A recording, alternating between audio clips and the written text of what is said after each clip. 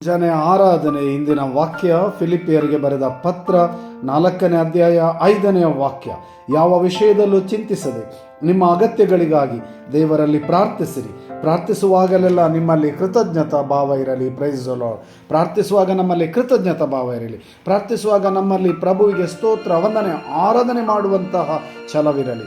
ಆಗ ಪ್ರಭುವಿನ ಕೃಪೆ, ಆಶೀರ್ವಾದ, ವರದಾನ, ಆರೋಗ್ಯ, ಸೌಖ್ಯ ನಮಗೆ ಲಭಿಸಲಿದೆ.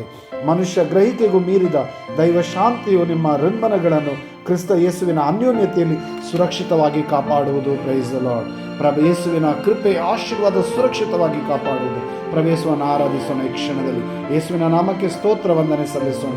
Hallelujah, hallelujah, hallelujah. ಪ್ರಭು ಯೇಸುವೇ, ನಿಮ್ಮ ನಾಮಕ್ಕೆ ಸ್ತುತಿ, ಸ್ತೋತ್ರ, ವಂದನೆ, ಆರಾಧನೆ. ಈ ಮುಂಜಾನೆ ಸಮಯದಲ್ಲಿ ನಿಮ್ಮನ್ನು ಆರಾಧಿಸುವಾಗ ನಿಮ್ಮ ಕೃಪೆ, ಆಶೀರ್ವಾದ, ಆರೋಗ್ಯ, ಸೌಖ್ಯ ಇಳಿದು ಬರಲಿ.